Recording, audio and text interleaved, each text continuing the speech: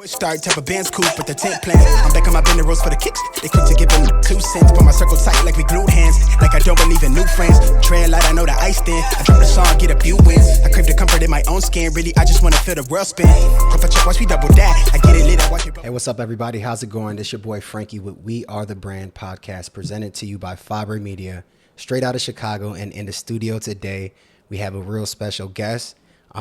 Typically she doesn't come to the north side is what I heard. She stays on the south side most times. Tanya, known as the community architect, activist. And it's a pleasure to have you into the studio today. I'm excited to be here. Thank you for having me. Absolutely. So I feel like this is going to be a great conversation. Just all the things that you stand for, the things that you do, that comes from a particular place, which means you carry a certain persona and a particular spirit about you. And I feel our conversation is going to be able to give the audience something to really pick up on and some gems. And I feel like, you have a lot to say. And so I'm going to hand it over to you. If you would just kind of introduce yourself a little bit more, let the people know, who you are, what you do, where you're from. For sure. So my name is Tanya Lozano. I am the niece of Guadalupe Lozano, the granddaughter of Guadalupe Lozano and the niece of Rudy Lozano, who was assassinated in 1983. And I'm the daughter of Emma Lozano and Slim Coleman. The reason why I always say my family lineage when I introduce myself first is because they have a lot to do with who I am. I'm a mom before anything. I have 2 kids, an 8-year-old daughter, Apollonia, and a 4-year-old, Junie. He's a junior. We call him Junie for short. And I consider myself a community architect. It's a term that one of my friends came up with and said, you just got to stop calling yourself an activist. You got to call yourself an architect because you build communities, right? And so I build a lot of communities. Of those communities comes Healthy Hood Chicago. I'm the CEO and one of the founders of Healthy Hood Chicago. It's been in existence since 2015. So we've been here. We're still a baby, We're still new, but we're very grassroots, but we come from deep roots. So before Healthy Hood Chicago, me and my sister, Jolene Lozano, co-founded the Youth Health Service Corps, which is an after-school program that in some schools have been incorporated into their health curriculum. We teach 7th through 12th graders about the 20-year life expectancy gap that exists in Chicago.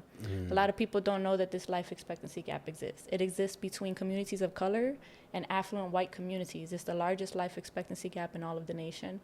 Because of how segregated Chicago is, historically, everybody knows when you come to Chicago, if you live in Chicago, you know where the black folks live, you know where the Mexicans live, you know where the Chinese live, you know where the white people live. And because of that segregation, it's just really easy to see disparities, specifically when it comes to health and wellness, right? The data shows that we're dying 20 years before white people do in this city. In some areas now, that is now 30 years, right? Because we just went through a pandemic. And so we created the Youth Health Service Corps about 12 years ago now. We've been doing that program. We got that program in about 21 different CPS and alternative schools in underserved communities of color. But our campaign motto was 5 + 1 = 20, which is we teach these kids how to screen for early detection for the 5 diseases that cause the life expectancy gap. I'm sure you could guess them because if you're a black or brown person, you've got people in your family with them. It's hypertension, diabetes, HIV, AIDS, cancer, and asthma. So we teach these 7th through 12th graders how to screen for early detection because these are not death sentences, right? If you catch them early enough, you can beat them. So after they go through our curriculum, they then find 10 people in their family or in their community and they perform those screenings for them. So even if you're black or brown, older generation folks don't trust the doctor, they can still get pre-screened to know if there's something wrong. And then it gives them more of a reason to go, right? So that's what the Youth Health Service Corps is, right? We called it 5 + 1 = 20 because it's 5 screenings plus 1 lifestyle change, right? Food and exercise equals 20 more years of life. Everybody's like, 5 + 1 don't equal 20, right? But for us, it does. That +1, though, that lifestyle change, we realized very soon that black and brown people, actually any person, has a hard time with that. It's hard to change your diet. It's hard to prioritize your physical fitness. And so that's when Healthy Hood was created. And at a Healthy Hood, we do a lot of different things. It's really a holistic approach. We say it's a social justice and community approach to health and wellness because it is a social justice issue. And so we do a variety of things, affordable fitness classes. We do mental health services. We do a free food program. We pop up in all type of neighborhoods and do testing and COVID vaccines and so forth. And so that's really the basis of our organizations. Yeah. I'm gonna always say our. Right. I don't say mine because it is a community organization, and it's definitely modeled after the Black Panther Party, of which my father was a part of here in Chicago in the Rainbow Coalition. And so we call them survival programs. And they are by the people for the people. They may have started as ideas of mine in my brain, but it's the people who really brought them to life. So that's really what I do. I can't like describe myself without saying all that, right? No, definitely. It's super long-winded, but you know, that's the gist. I'm sure we'll get into more, down the line. You did a great job, and salute to you and all that you do, your family, and just where you come from. And I think that's very important, right? Talking about family, because ultimately they're who raised us, and as a child they're who teaches us what is right, what is wrong, what's accepted, what's not accepted. So a lot of the things that we do as adults are predicated on how we were raised as children, and that's good or bad. That's why mental health and dealing with things like that is imperative, so that way people can truly find and discover who it is that they are and where they're trying to go. And with that, going into being heavy in the activist space, obviously it's in your lineage, it's in your family. But at what point did you, Tanya, come to terms and realize, this is a calling of mine. This is something that I have a passion for. It's not just something in the family. When did you experience that or realize that in your life? I wouldn't say it was like a moment in time. It wasn't like an epiphany moment. And I think especially in America, we romanticize the epiphany moment. Right. It was definitely gradual, and it took a lot of inner work to get to that point. And so I wouldn't say in high school I was already practicing so many organizer skills, because I had just like innately almost, got it through my parents, right? Because that's all I was around. So that's how they move. And so that's just naturally how I moved. Right.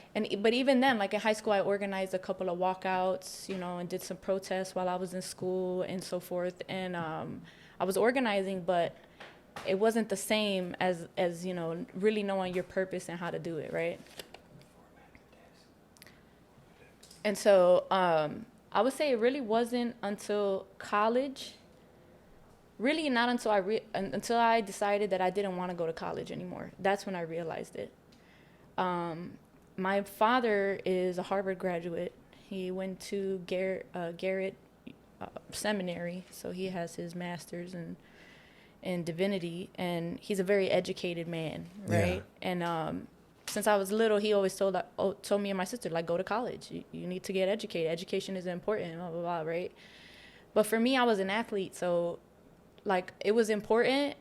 It was also somewhat easy for me, but I didn't care too much about it. Right. But when I got to college, I realized how it just was so different than what I had experienced. I had only ever gone to schools in underserved communities before that. My sister got to go to one of them selective enrollment schools. Remember when the selective enrollment CPS school started? Yeah. So she got to go to one of those, right? Because she was super, super duper smart or whatever.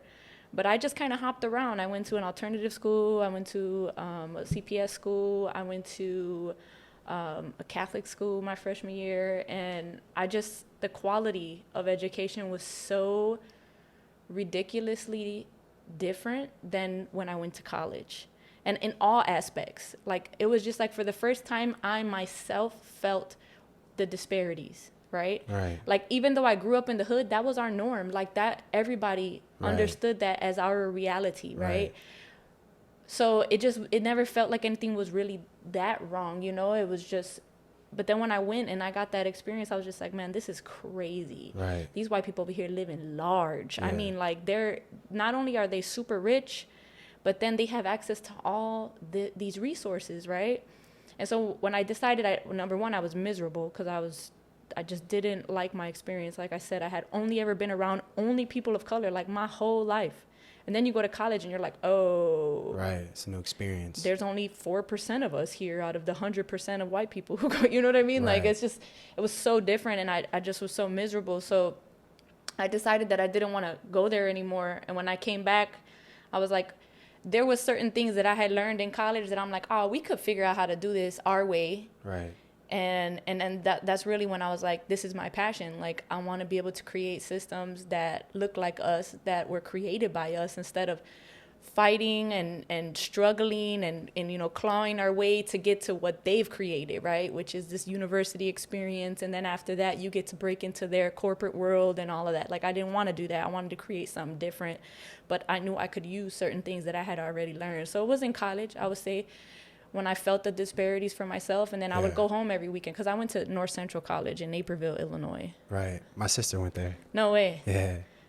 She was one of the 4%. She definitely went there. That's crazy. I wonder what her experience was like, because mine wasn't great. But I would go home every weekend because I hated it there, you know, and it wasn't far. So I took the metro train. Right. Every weekend, came after basketball practice, I came see my mom and stood with her, and then went back. She gave me enough money every week just to come back. So so I was going back and forth. So you see it every weekend. You see it. You see the difference, and you're like, this is nuts. Like, we don't live far from each other, and y'all over here living like this. This is wild, you know. So it was definitely that. It was like, and then for the first time in my life, I heard from their own mouths how they truly process and think about things. Like in class, I remember talking about the bomb on Hiroshima and Nagasaki. I was majoring in political science at the time.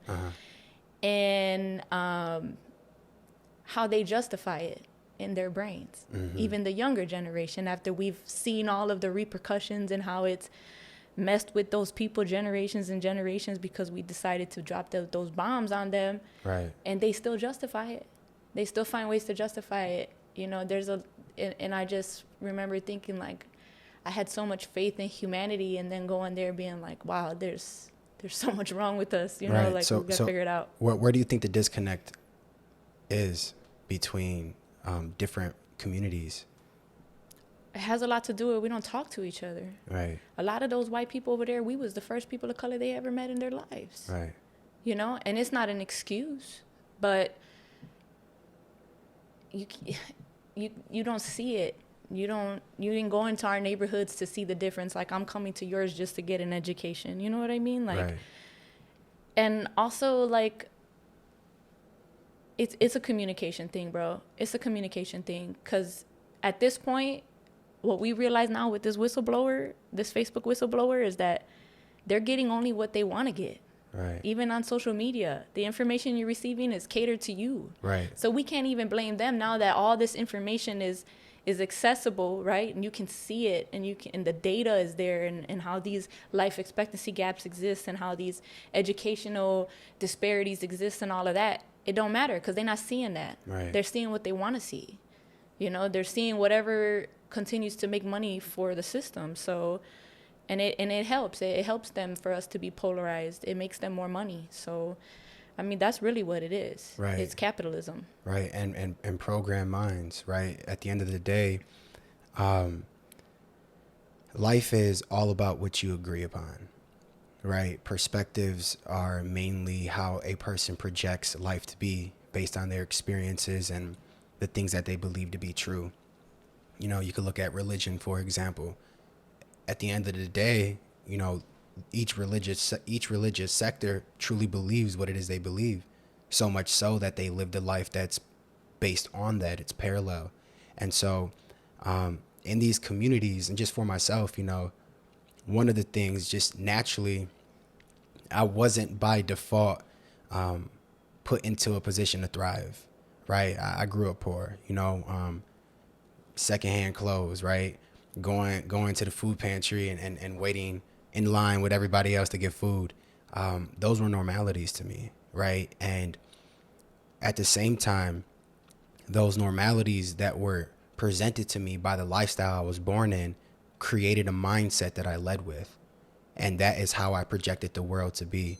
And, you know, one of the things that, you know, I like about what you do is, whether you see it or not, is the world that you live in is your world, right? Your ideas, how you feel, how you think, and you're taking your world and you're creating cohesive experiences in other worlds to create a collective understanding, a collective agreement among people who can be in this world and operate under certain,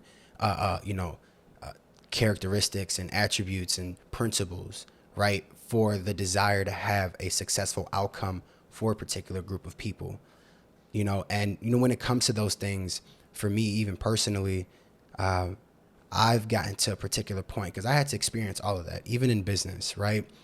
Here I am in business, CEO of my own agency, right. Now we got clients all over doing some great things. It's amazing.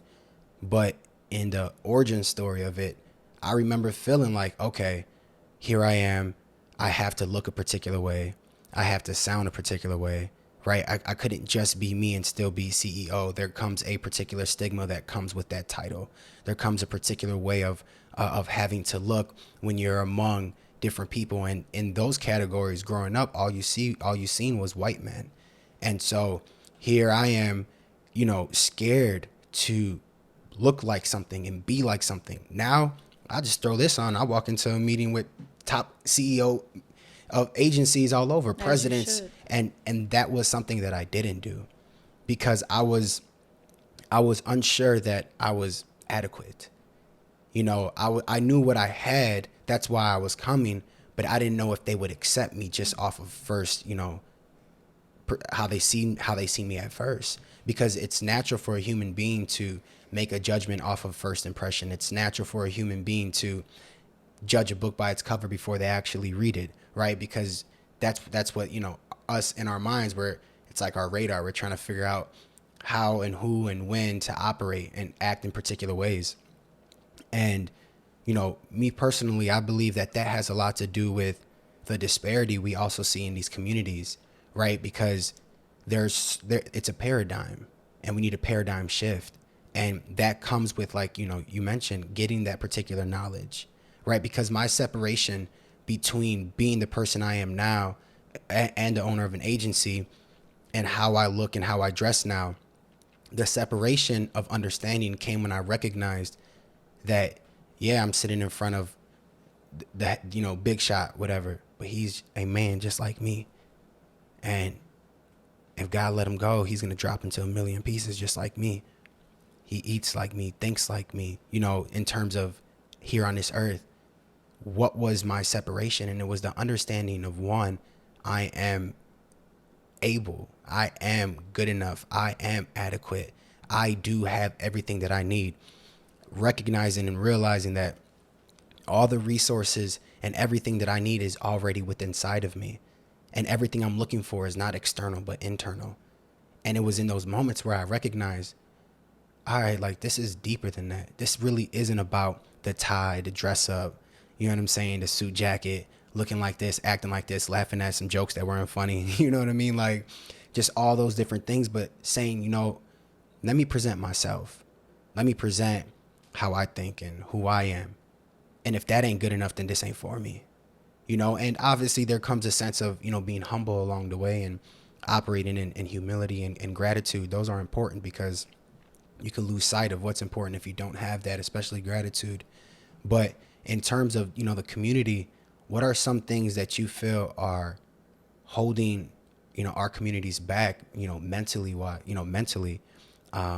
What do you feel some of those things are that you've experienced yourself or have seen? That's a good question. It's this concept of we're in competition with each other. Mm-hmm. We're playing the oppression Olympics, and we're trying to measure each other's levels of oppression and decide who needs it or deserves it more, or all of that. Right. That has been a huge hurdle for as long as I can remember. And I know it was a hurdle even for my parents' generation and for my grandparents' generation. I'm talking about in the community of activism or social action, social justice. Like, we get scraps, right, to do community work. And so what happens is when those scraps get put out, we fight for them. But there's this huge pool of resources. And I'm not just talking about money. I'm talking about resources that exists. But because we get distracted over fighting over the scraps, we never come together to demand the rest, what we deserve as communities of color, We're too busy fighting with each other. We're too busy fighting with each other.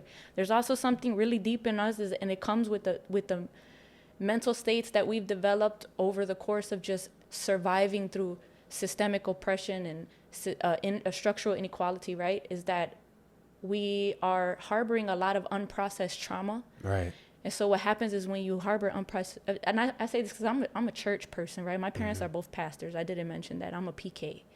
I'm actually in the process of becoming a pastor right now myself. Nice.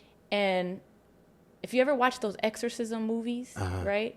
When they talk about those demons, that's an energy of negativity, of unprocessed trauma. When you carry that with you and you allow it to control who you are, then you start to do things even to your own brothers and sisters that are not even a reflection of who you truly are, but a reflection of that negative energy that has been building up inside of you. Right. And that consists of, if you don't say it the way I want you to say it and do it the way I think you should do it, then I'm going to not like you. And I'm not going to mess with you. I'm not going to collaborate with you. I'm going to cancel you. That's the energy within our community that I see that is a super hurdle for us, man. Like, we have to have grace with each other. We have to have a level of understanding. And I would say, like, the first step to even creating that level of grace within our communities is to have it with yourself. Right. Because you make mistakes. I make mistakes. I've made so many mistakes in my life. And I had to come to the point where I'm like, I forgive you, because that's all you knew. That's all I knew. That's how I was raised. That's like you said, my experience shaped my perception, and they guided me to make certain decisions. And that doesn't mean that they were right, and a lot of them were wrong. But I got to be able to say, I forgive you, but learn from them, and change as you move forward. But we don't do that for ourselves, and as a result, we don't do that with each other. Right? Instead of saying, listen, I think you could have did this, and this better, and this is how I think you could have did it. And let me help you, let me contribute in some way to you doing it that way. Instead, we're like, nah, you did this wrong, and for that, you don't deserve to be in that role or in the place that you play, that you play right now. You know, like during the pandemic, when I did the Black and Brown Unity rally, I got dragged through the mud. People were calling me anti-Black because my mom said somebody's name wrong on stage. My mom did, not me. And after that, I was anti-Black. And my organization was anti-Black. Mind you, I have a co-founder who is a Black woman. My dad was in the Black Panther Party. I have 2 Afro-Latino children, right? But nobody cares about all that, right? They're taking something out of context and saying, you didn't do this right. And because you made this mistake, this is who you are. You are this mistake. And that's the problem we have in our community. We all make mistakes. And our community is going to make a lot of them. Because we have a lot of trauma. We have a lot of... People have been oppressive to us our entire lives. We know nothing else. And all we know is that we're harboring all that negative energy. Why you think our kids are killing each other? Why you think they're so full of anger? Why you think they're ready to give...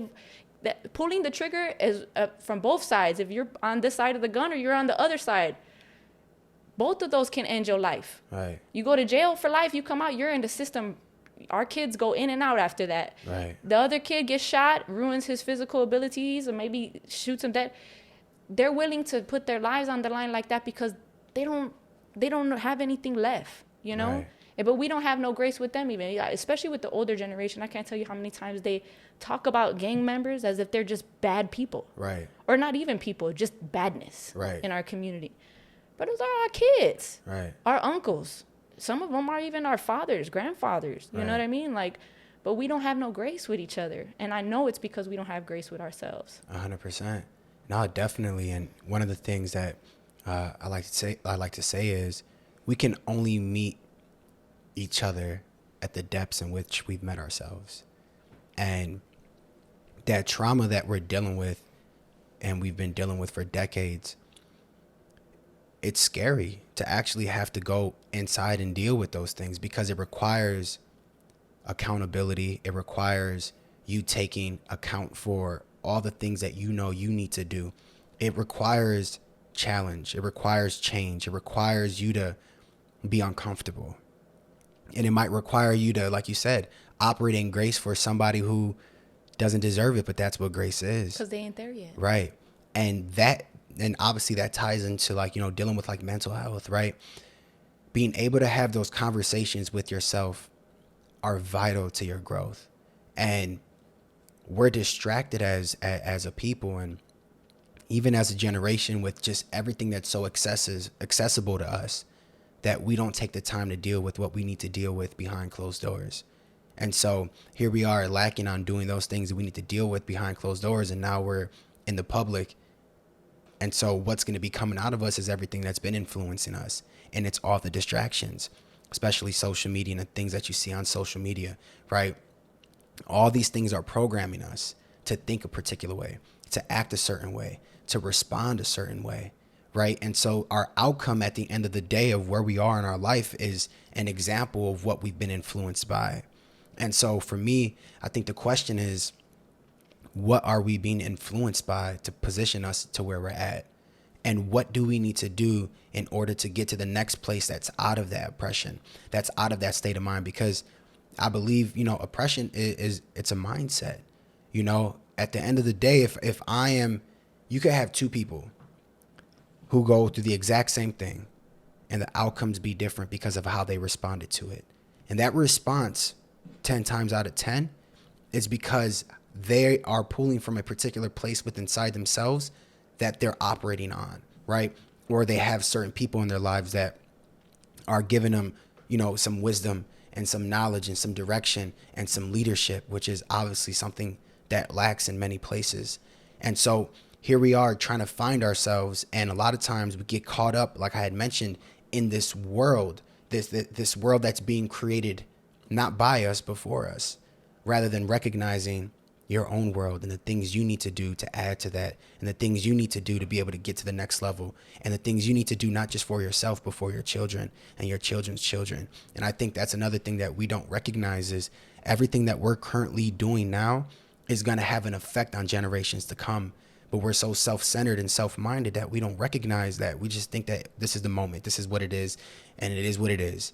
And what that does is that continues the cycle. And so, operating in these communities, what are some of the things that you've noticed that we lack resource-wise? I know you mentioned like school and stuff like that. You addressed that, but what are some of the big things that keep this type of segregation, even in the city of Chicago, as strong as it is now? First and foremost, we don't have a lot of bridges of communication. And that's been purposely done to us, right? Like, right. Black people scared to go in our neighborhoods and vice versa and so forth. And a lot of those things are not real. You know, they've been created because the more that we do come together and have communication, we start to see we're very similar. Right. But that's not what the system wants. It, like I said, it capitalizes off polarizing us. Right. Right. And it allows space for those distractions to happen. And then we get caught up in them distractions. What we lack, I believe, is revolutionary structure. We need structure. So especially with this younger generation, it seems like we're very reluctant to authority or any kind of structure because of everything that we've dealt with, right? With the current systems. And then also the idea that we need to work within the current system and use it so that we can do something better for our community. And then we see that Black and brown people who get to a level of success within the system because they have to work within the system, then they don't come back to the neighborhood. Right. And they don't bring those resources back. They don't pave a new way. They just continue to, and then we get content with the idea that because I made it, at least I'm showing my neighborhood or people like me that they can make it and I don't got to do anything else. That's what I'm doing for them. Right. No, that's not what you're doing for them. And that's not enough. And people need to be very clear about that. When we keep circulating this idea that you got to leave the hood to survive. You got to leave the hood to be successful. You know, you go to school, you get all these resources, you get all these skills, and then you move out. Right. So, yeah, you're showing people that the 5% of us who make it out. You're not contributing to more of us making it out by leaving. What you're doing is you're not bringing any of those resources back so that your community can benefit from them, or you're not teaching nobody else those skills. You're keeping them for yourself, and it's all a part, like you said, you know, you're thinking about yourself. You're not thinking about how this is going to affect future generations of people of color or whatever. And that's, you're right, that's one of the main main challenges we have. We can't keep saying we're not all going to be Jay-Z, okay? Right. Exactly. You know what I mean? So, you know, you go to school you learn it doesn't matter. You don't even have to go to school anymore. Like, university is not the only way to succeed. But if we keep succeeding and leaving, then we're contributing to this cycle of only 5% of us being able to be successful or even knowing that there's an alternative. Right. And a revolutionary structure means that within the structure, let's say you consider yourself a member of this collective community of resistance. That's what I call it, but it could be just a collective community of you know, people who think alike or change makers, people who seek change or whatever.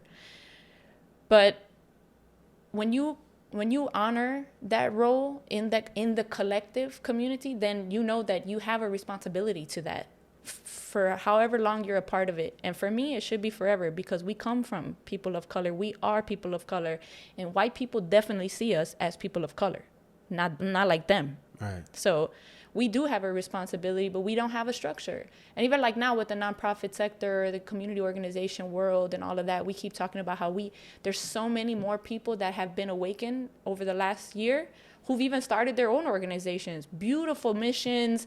They're going hard for all these different things they've created. But there's no umbrella revolutionary structure that connects us all. Right. So, you know, for example, in the Black Panther Party, the definition of power was to identify a phenomena and make it move in a desired manner. If you don't have a collective revolutionary structure, then everybody's going to identify a phenomena differently. Right. So you can't move nothing when you need to. Right. You know, and it matters to have the flexibility and the space to create a lot of different things, because we have a lot of different problems we got to address. So it makes sense that everybody's creating things to deal with those issues. But like I said, you just start to create these little islands of equality very far from each other. They don't communicate with each other. And you still got a whole ocean of injustice around you. Right. But until we talk, these little islands that are being created, because there's so many more now, start to talk to each other, and there's a revolutionary structure, then, you know, we're not going to be able to really move very far. Right. And obviously that's a super big challenge here in Chicago alone. You know, you got people from different sides of the city who mean well within the side that they're in, but they lack that communication as well. And so that bridge of communication doesn't happen. So there's no crossovers of understanding. And here we are still in the same cycle, but, you know, things aren't, but we feel like things are well, but we're still even operating with great intent under a structure that's the same structure that's creating our demise. And so being able to loose ourselves from those shackles are super important. But I believe that comes with having a particular mindset, with truly understanding who we are as individuals and how we are all connected in totality of life. Like, I believe 100% that the hell that we have on this earth is in us, or the heaven that we have on this earth is in us. We create hell or we create heaven, because it's all within our mind. You can have people who have the greatest lives, rich, successful, right, quote, what everybody calls the great life, but still be miserable inside. And so that always led me to believe, if that is so, how important is what's going on internally? How much more important is that than what's happening externally? And for me, that changed my life forever. It gave me a different perspective. It made me take responsibility over my life. It made me take responsibility over myself. It made me recognize how to love me more, and in turn, how to love people more. It made me not see certain things that weren't going to provide a needed perspective for things to propel itself and move forward. It just put me in a place like, all right, I'm speaking to this individual. I hear this person, and I know what they're going through just by the words that they use, the vernacular, right? How they express themselves, their tonalities, just the energy, their spirit. And you can recognize fully what is holding someone's life and their heart and their perspective on what life is. And when you truly do those deep dives and deep works within yourself, it allows you to operate in that empathy. It allows you to operate in that grace that you need and meet that person at that place that they're at, and understand that person at the place that they're at, and not just, have a layer of judgment as the foundation. But now you're able to recognize what is and what is not from a perspective that wasn't taught, but from a perspective of what is felt, inside that we can't deny. And, for me, just obviously, being from Chicago as well, it's true that you could live here and not go anywhere, just be in your neighborhood. Me, I'm originally from Humboldt Park. My mother's Puerto Rican, and but I've lived all over 79th, 55th, and it wasn't until I left Chicago that I recognized there was more than Chicago. Like, especially when you're a child, everything was Chicago. This wasn't even Illinois. This was Chicago. And when I left for the first time, I got to experience different worlds, different people, different perspectives that were 100% different from mine. Not how my mom raised me, not how my father taught me to think. It's completely different. But there was something about it for me that I liked, because I felt I was gaining insight. I felt I was gaining knowledge, because one thing one of my instructors once told me, he said, Frankie, you don't have it all together, but together you have it all. And in every community, in every groups of people, there are certain things that they do great and very well that is needed in other places, and vice versa. And when we begin to recognize how great we are as individuals and what we bring to the table, the conversation changes. It's a little bit different, because I'm less focused on what I don't have and focused on what I do have. And so a lot of times we find ourselves in disparity, trying to be better in our weakest moments, or not even better in our weakest moments, like our things that we're not great at, we want to be better at, versus focusing on the things that we're great at and utilizing that to be the talent to open the door. Because your talents, your skills, your giftings are going to open doors for you. It's going to make room for you, right? And so one of the things that I hope to encourage and hope that people begin to recognize is the beauty within themselves that they already have and have been given since birth, since before it all started. And I think that that's one of the things that we're truly distracted from, because somebody who knows that gifting and somebody who has that understanding, you're not feeling like you're competing. You're not feeling inadequate. Yeah, you have your days. You have your bad days, per se, if it's a bad day, but an off day, right? You'll recognize things, but those are still internal things that self is trying to come to terms with, understanding what it means and what it said, right? Especially, like our parents, how they raised us. It's because your parents raised you don't mean they raised you right.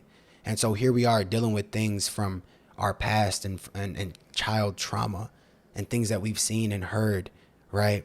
That now really exist in our mind, because it's the first 7 to 8 years in a child's brain that develops their subconscious mind. And we live our life through our subconscious. It's very rare or very small of a percentage that we actually live through our conscious mind. If we were more conscious, we'd be making better decisions. And so the way to make better decisions is to, in those conscious moments, train our subconscious mind to act out for us in the way we want best. Like, there's many things that are going on in my life where I'm like, how is this even happening? And then I think logically, I'm like, because for the last decade, you've made so many conscious decisions that now it's so ingrained in your subconscious mind that you're doing it without even knowing you're doing it. It's like when you get in a car and you drive home. I don't need to think about making a left or a right or this slide or that. I already know. I could literally be doing completely something else and I'm getting home. And it's that understanding that I think we need to teach our communities, because that programmed mind is still being influenced by things that aren't going to get us to where we're going.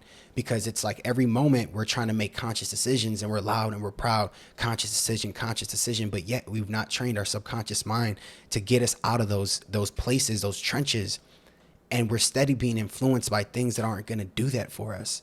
And so the examples we have are examples that are anomalies, right? And so these anomalies, like your Jay-Z's, these anomalies like your Obamas, your Oprahs, those are great stories to be influenced by and be motivated by. Motivation is important, but motivation dies as well. It's the discipline with understanding that this is something that I want for myself, and also knowing that I can't duplicate a Oprah or I can't duplicate a Jay-Z. I am me. And so in that understanding and in that motivation, what can I take from that I know is going to be able to get me to the next level, but still be me and not self-sabotage who God made me to be, and keep that authenticity. And so I feel like a big thing that's a huge hindrance just in people in general around the world, right? Like, I mean, you go to a different part of the world, you go to China, there's not many blacks anyways. It's just Chinese, and them within themselves have their levels of classism and, just different things like that. And, South Korea and Canada, all over, we're all dealing with a similar oppression. And so when I scan the world and I recognize that reality, it puts me in a place to think like, then what is it? Like what's deeper than just now, or what's deeper than just Chicago, or what's deeper than just America? Like, what's really going on? And so for me, I feel like that is the place we need to get to, because that place is where source is. That's the answer. That's where everything exists, So yeah, I don't know how you feel about that. Oh, first of all, in my opinion, you got to come up outside yourself to understand yourself, because it wasn't until I was in a 10-year long abusive and toxic relationship with the father of my children, and I was still doing stuff, but it definitely wasn't. It wasn't a reflection who I was for real, because right. I was working through this filter of trauma, abuse, insecurity, all that right. stuff. But I had to go. I had left the church for a while, and I just was, after you go to school for religion, because that's what I was going for, political science and religion, and you learn of all of the crazy shit that religion has done to right. specifically people of color, you start to, rethink, like, what is this? Right. Like, do I really want to be a part of this? Right. Maybe not, So I had left the church for a while, and then I made my way back because I had just been stuck in that relationship for so long. And when you're in a cycle like that, a toxic, abusive cycle like that, it doesn't matter how many times you try to get out, you keep going back. Right. You revert because to what you know. Because it's a cycle. Right. And until you change something in your life, then it's just going to keep happening. And so I returned back to the church because I finally had to be like, you know what? I don't know. I don't know what I'm doing. I don't know how to get out of this. I've tried so many times. I have to finally come to terms with, like, I need help. Mm-hmm. I need something, a way to change who I am, because right. I'm the one doing this. I'm doing this to myself. I'm right. going back. I'm going back. And so when I went to God, finally at that point, I was in a level of desperation. Right. And because I was in a level of desperation, I was able to completely humble myself and give it away. Please do whatever you need to do with me so I can change, so I can get out. And in the beginning, it wasn't like I started going to church and I didn't feel nothing different, And it's because I was still analyzing everything through my filters. I was still right. like, I don't really like this. I think they're doing this wrong. And then I realized, like, I'm not here for that. Right. I'm here for me, right? And so I kept going on Sundays, even though it wasn't working, it felt like. And then all of a sudden, something just clicked. And I just had to come outside of myself and look at all the decisions that I had made and realize that I made those decisions. And I had to figure out, number one, like, what happened to me growing up or through the things that I've experienced that allow me to get to that place, right?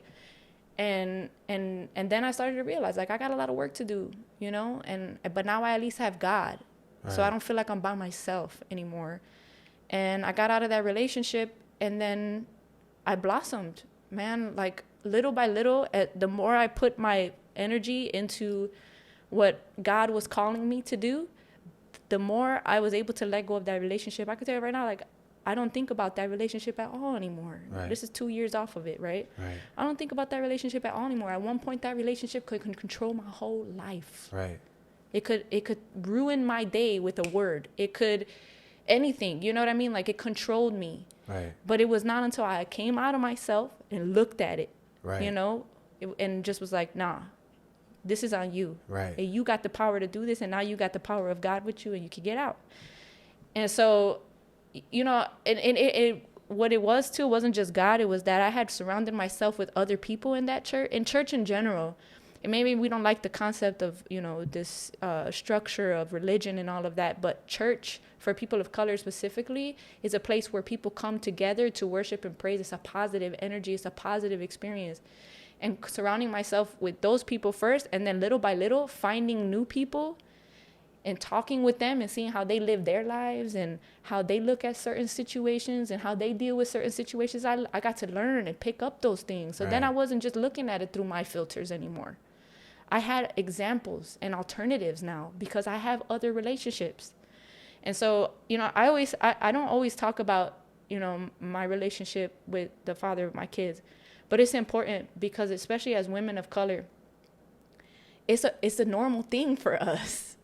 You know, like, even though my parents have a beautiful relationship and they've been married my whole life and they're partners in life and work and all of that, my sister's dad, my sisters, everybody that I went to school with, all the men that I was around growing up, all of them had these tendencies that are very, like, they're everywhere in our community, right?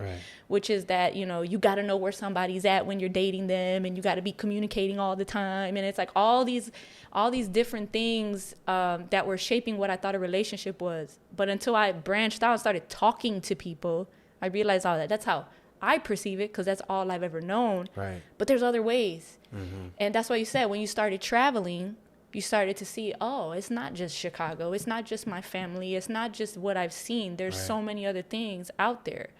And that's why you have to come outside of what you know. You got to come outside of yourself, you know, to be able to break those cycles, because you have to know that there's even another option. And that's the part, that's why I said grace is so important, is because that's what we forget about our brothers and sisters. They ain't never seen no alternative. Right. They've only ever been in their neighborhood. Some of them ain't never even been downtown. This is facts. Some people have never passed Roosevelt, 18th Street. So we over here judging people off their mistakes. Right. When all they've ever seen was those mistakes being made over and over and over again. Right. It makes me emotional because I know that, like, where I am in my journey now, the inner work that I've done, and I always, you know, we're growing, we're evolving every single day. So we should never feel like we know everything. There'll be one day where I'll hear something somebody said and I'm like, oh, that changes how I believe about all this stuff, right? Right. You just always have to have space to grow, but we have to look at our brothers and sisters like, what options are we giving them? Are we over here judging them? But what are we doing to contribute to giving them an alternative? Because if all they've ever known is abuse and violence, aggressiveness, depression, anxiety, living in fear, living with the idea they may be deported any day, all these different things, what do you expect? Right. You know, and if you go and you do your inner work and you figure it out, but then you never go back, you never teach nobody that. Right. That's the problem we have. You know, that's the problem we have with our generation, with generations already. It's like, who's going to go back and give them that alternative? Right. We still looking at the same CPS school problems. We still looking at the same healthcare problems. We still looking at the same housing problems. And nobody's giving an alternative, right? Or there's people trying, but like I said, they're working in silos, right? So they all have their little community organizations and they're working on specific issues, but none of them are coming together. None of them have a network that are pointing people to different things, because it's all a competition for funding. Right. So, you know, these are systems that we have to realize we can't work within the system. Even if we're using resources within the system, we have to be thinking that we need to construct a new system, because that system will never work for us. None of these systems will. They were broken at their inception. They never were intended to include people of color in the first place. How do we expect to fix that? There's no fixing that. If the core of what these systems were built on is hateful and racist, then we have to build something new that comes from a different core. And it's gonna have to come with a lot of grace, because we're gonna make a lot of mistakes. Right. We're gonna keep making mistakes because it's all we ever known. So we have to be patient. And, you know, that's why I really love the Dave Chappelle special, you know, like, so if you're just gonna keep bashing this dude, but then you don't ever have a conversation with him, sit with him, you're still talking about something that happened 10 years ago. Let's have a conversation, because maybe he just doesn't have that same perception as you. And that's what you realize, right? Like when you hear him and stuff like that, like, it's not that he's hateful, you know, it's that he has his perception, and we just need to come to the table and talk about it, right, and start building those bridges. Because if we continue to be segregated like we are in the city and polarize with each other and fight over scraps and all of that, then we're not going to progress. The government, white people, all of them understand, they know the power is with the people. But the people have not been able to be organized in a long time to be able to even identify that they are the power themselves. If you think about the 60s and the civil rights movements in the 60s, the Panthers and Martin Luther King and Malcolm X and the Nation of Islam, like, they was organizing themselves, no social media. They didn't even have phones. right, They didn't even have phones. So how were they able to create a revolutionary structure? Because they did not have phones, they were not distracted by creating little silos. They had to talk to each other if they were going to really bring out numbers of people, and they had to organize with each other. But now we got all these little silos. We all can create our own brands and organizations, and all that is great. But then we get caught up in these communities that we've built, and we don't talk to other ones anymore, because our community, like you said, Chicago, it becomes your world, right, right? But if we want to grow and we want to progress, we have to talk to each other. Right. We have to. This is me and Alan talk about it all the time. Make the connection. Make the connection. If I meet you and I'm saying like, man, this would be great for you to meet this person because I already know that you got something that he needs, he got something that you need. Right. I'm gonna make the connection.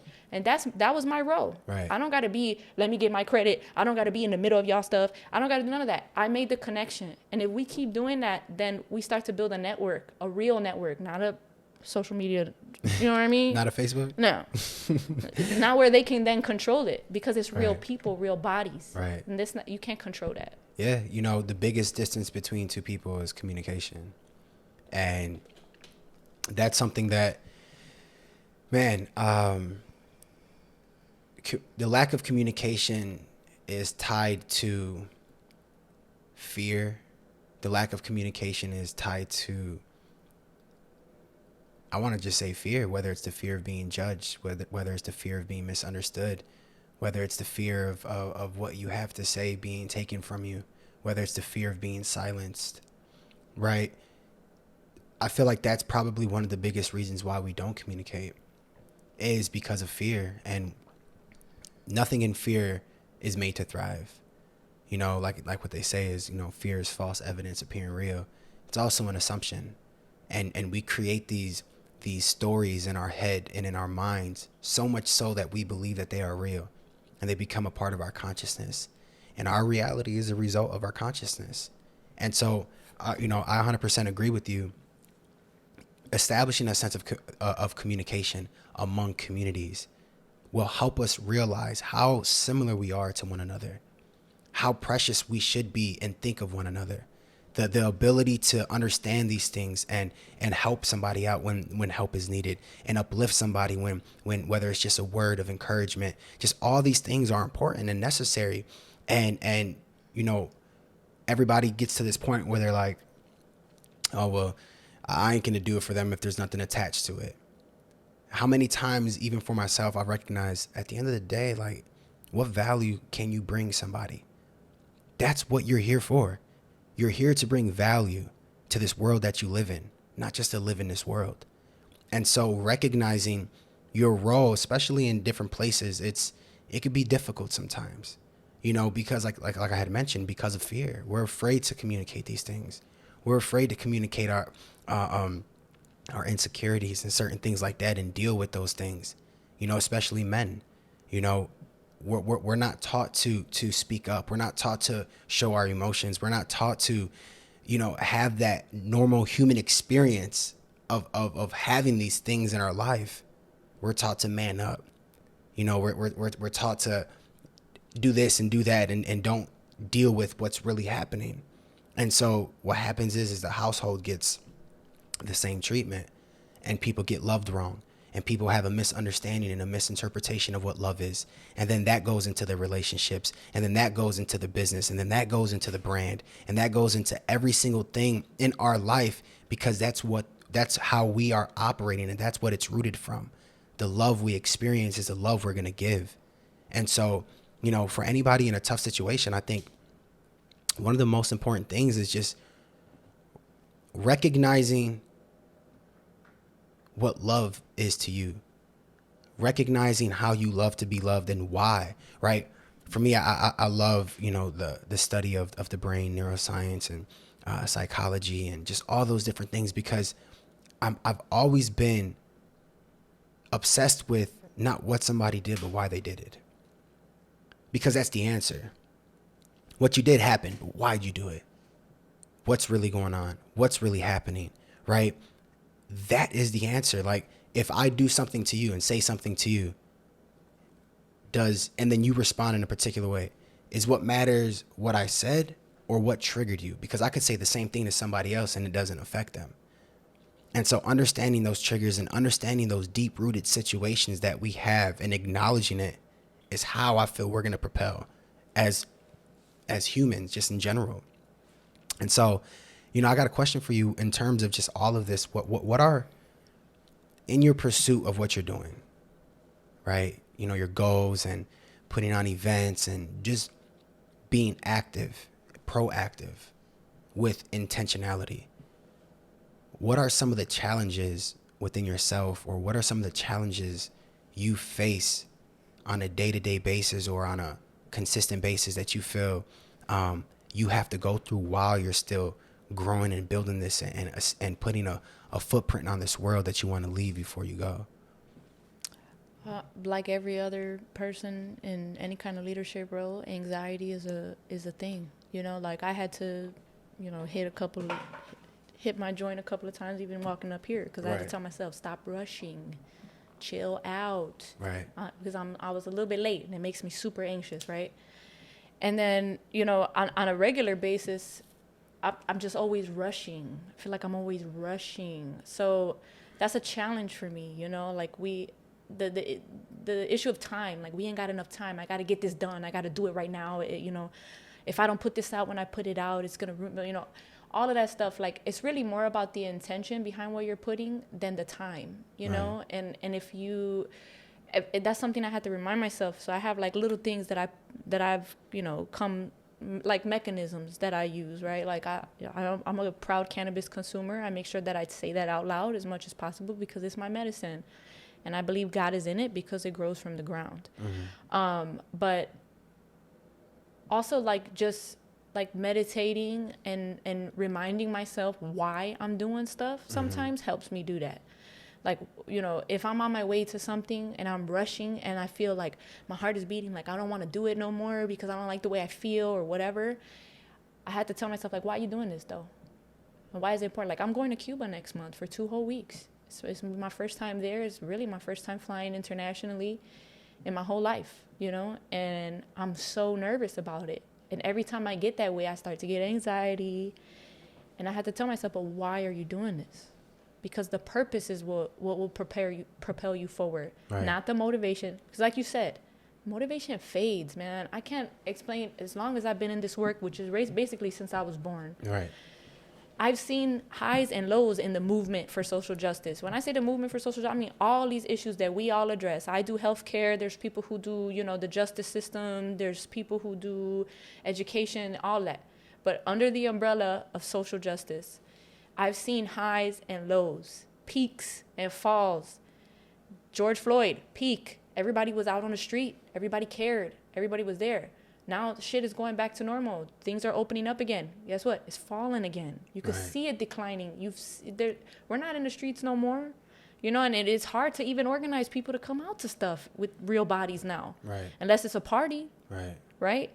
So, that motivation, it fades. And so you need to pull from purpose. You have to have that purpose. You got to continuously remind yourself that there's purpose. But that's a challenge, like, as much inner work as you do, there'll always be those kinds of challenges. There'll always be those times where you question yourself or you act, or, where you let something get a hold of you. There's also triggers. Right. Like I said, I'm rushing on the general, always. I'm always, what's next, right?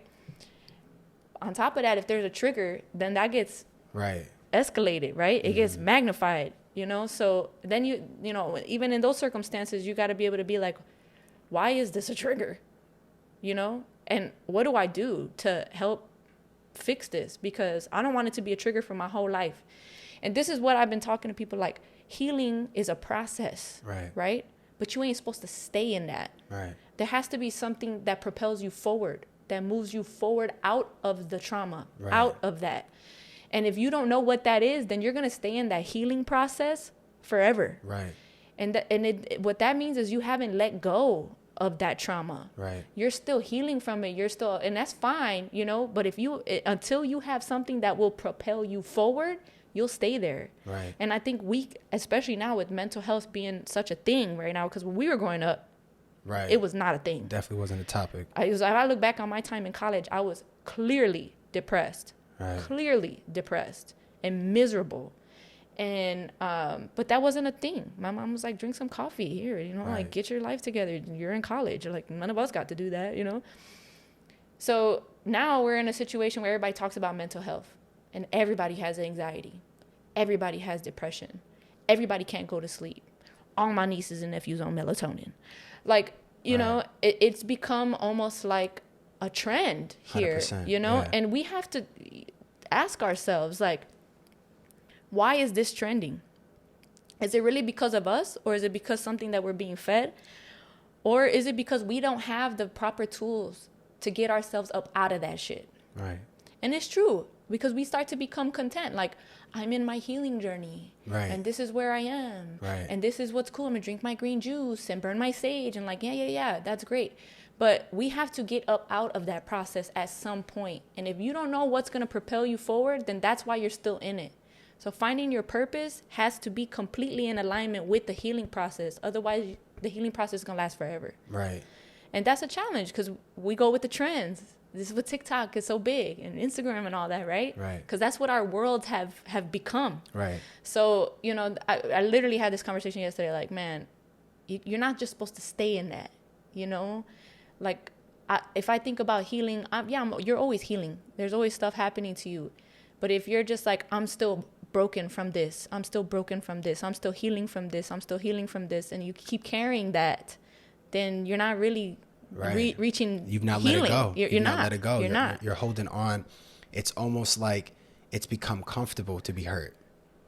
It's become your identity. Right. It's become your identity. 100%. It's a normality. This is how life's supposed to be now. And I have my triggers. Right. And that's just what it is. And that's just, I had that conversation. I've had that conversation many times. I actually had something on IG that I put out there. And I was basically talking about self-awareness. And I'm like, self-awareness is not you saying, this is how I am and that's just what it is.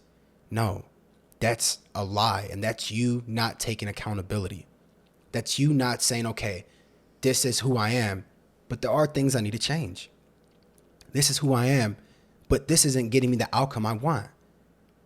Logically, we need to put ourselves in a position and think like this. Okay, if this is where I want to be, let me reverse engineer it.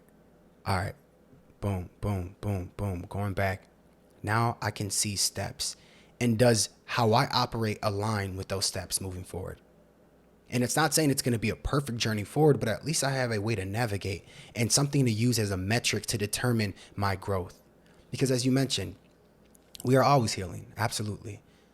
But when we take things with a different perspective in healing and recognizing that it is what we do with that time that heals and our intentionality with that time that heals us, because time don't heal all.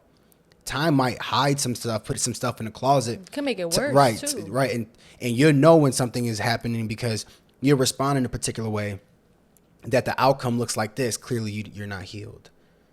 To be healed is a complete metamorphosis, a complete you've come to a place of completion. And yeah, there are certain categories and sectors that we heal from, and we're in the process of healing. But are you going to heal your entire life? Are you going to be healing for the next? When are you going to be able to enjoy a healed heart? Is it always going to be in that place? But it's what happens is people get trapped. They get trapped in that place because that becomes something that they only know that.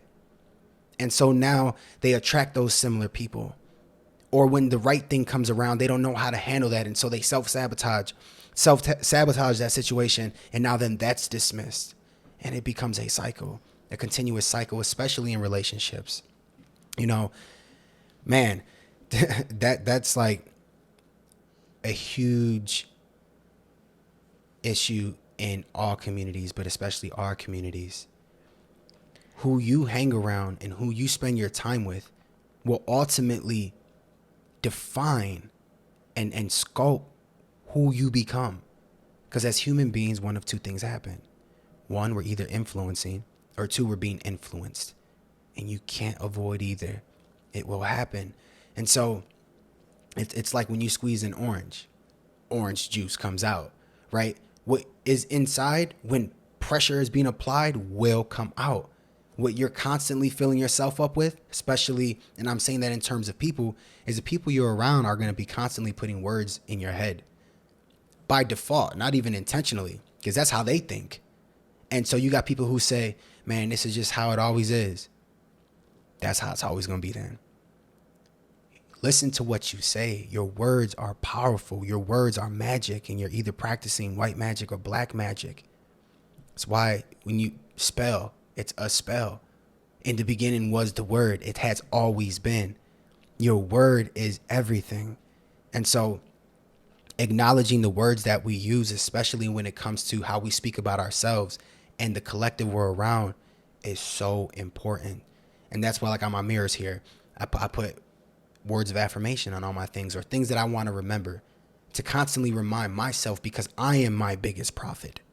I am my biggest voice, and I am the thing that's going to declare what it is I am and what I'm not. And the important thing, and the reality why it's important to have people around you who can speak into your life in a good way, is because you can agree with what somebody said. I can tell you, like an example I give, if I say when you're a little girl, you're ugly, and you agree with it, for the rest of your life growing up, you're going to think you're ugly. That's how powerful a word is. Or for example, like somebody had mentioned on my last podcast, you said, I asked, can you come to the podcast? You said yes, and you're here. Your whole life today was adjusted because of our word. That's how powerful our word is in our lives. It controls everything. It leads everything. And so, you know, one of the things I want to challenge people who are listening is look at your life and examine the words you've been using and see if there's any correlation. Because I promise you there is. I promise you that the words you've been using on your children, the words you've been using on yourself, the words you've been using when that moment comes where you're actually tested to speak life in a situation, but you don't. Look at that. What's really happening? And these are things that you have to become more conscious and aware of. And things even for myself, like, you know, certain words I'll use, I'm like, oh, no, that ain't the word. That's not the word. I can't come into agreement with that word. And just some science for people out there, sound waves never die. This is a scientific fact that every word that you've ever spoken literally exists in the universe forever. It just becomes, obviously, you know, more flatlined, but it exists. So how powerful is your word? It's immensely powerful. And so I think in our communities, the things that need to change are our words. When we can start changing our words, then we can start changing how we think. Like they say, when you change how you think, you could change what you say. When you change what you say, you could change how you do. When you change what you do, you could change your habits. When you change your habits, you could change your character. And when you change your character, you could change the rest of your life. I think it's just so much more simple if we pull back and recognize, how are we really, like you said, are we operating in that grace? How do I speak to you when I'm upset? Am I killing you with my words? How do I speak to you in moments where it's tough? Because that tends to put the most energy out, right? Especially when we're mad and upset. And one of the things that I've learned is not to take things personal. Like, I've always known that, but it's like even recently I read this book called The Four Agreements. And, you know, in that, one of the agreements is to not take things personal. And when you learn to not take things personal, what you've just done is you've introduced yourself to a life of peace. Mm-hmm. Where it's just like, all right, bet. Like, that's a projection of them. I'm not taking it personal.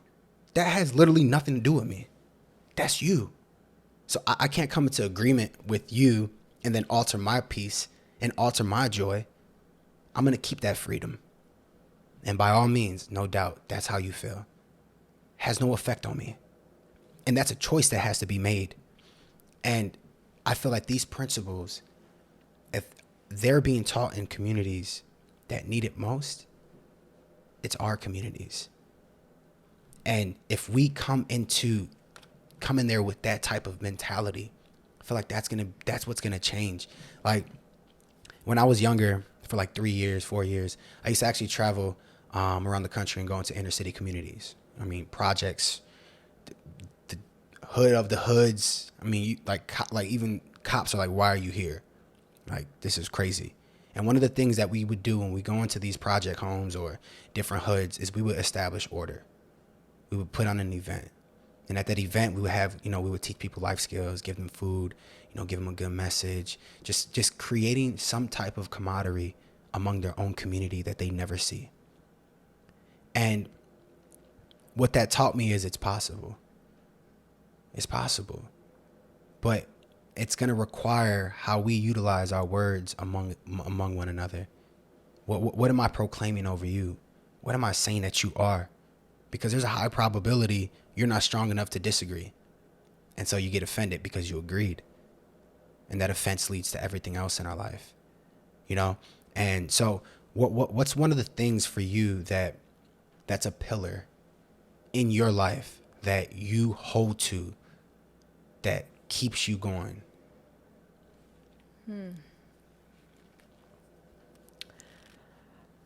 Well, grace. But I didn't learn grace until like a year ago. Mm-hmm. Like you hear it all the time, especially if you're a church kid, you hear it all the time. Right. But you don't know what it is until like you really encounter it, or if you like find that was an epiphany moment for me. The grace thing, like it's the same as don't take anything personal. That's grace. Right. It's great. It's the same thing. But you can't do it until you're there. Right. Because up until that point, you're still, like you said, you all that stuff you have inside, all those influences, all those negative feelings, right? When you're under pressure, that's what comes out.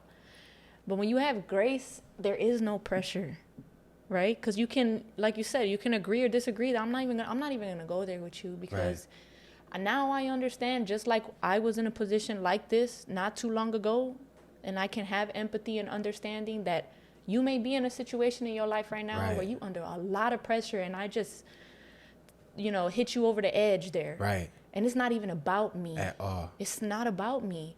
And I know when I was in that place for 10 years, being depressed and still having to take care of babies and breastfeed and all of that, when I was in those places where I was screaming and it was negative and I was using bad words and stuff, all I wanted to do was be loved. Right. That's all I wanted. Right.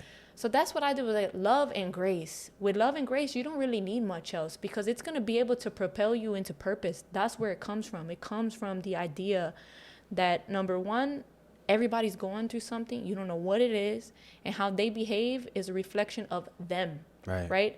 But they're your mirror. So if you keep coming into that mirror and then you're responding, you guys are in a loop of negativity. What you can do is to say, I'm going to break this loop and I'm going to insert positivity. What's wrong, brother? Are you okay? Is there anything I can do to help? I'm sorry you feel that way. That was not my intention. All those little things that you learn down the line, you know what I mean? Like, it's another thing too, like when you're talking to someone, there's so many constructs that are your subconscious, we talk about, right? Are feeding you while you're talking to somebody. Like right now I could say I'm talking to a man.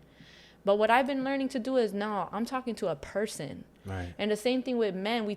Me and my female colleagues talk about this all the time. Like when men talk to us, we feel like they're talking to us with this subconscious that they are a man talking to a woman. Mm-hmm. And there could potentially be these kinds of things that happen as a result of talking to her a certain kind of way. And if I do, like, they have to process all of that because that's all they've ever known as men. Right. That's all they've ever been taught. Is that they're different or whatever, and the way that they address us and all of that. But now I come to people like I try consciously and subconsciously to look someone in the eyes, to talk to them like a person, like I genuinely just want to get to know them better, that I have no expectations and no agenda. And from that conversation of getting to know somebody, what happens is you build an actual relationship, a foundation to grow in relationship with them. Right. Where it leads, it depends on how much more you get to know each other, right? And then that determines what kind of relationship. Like we talk about dating now, and like you go on Tinder, you go on these things, and you're intentionally placing a romantic title or energy onto this idea of somebody you just met. Right. How you know you even like them yet? And you already saying, I want to go on a date with you. Right. Don't you want to sit and talk to them, see if you even like them before you throw some romantic shit on there, you know? And so it's just being able to understand that, like, we're all human beings. We're all going through this human experience. And so once you have love and you have grace, then it'll propel you into purpose. Because now every encounter you meet, like, oh, I'm learning from you. Right. Whether it's the good or the bad, or how you behave, or your triggers, or my triggers, how I respond to you, we're learning together. And we're growing because of it.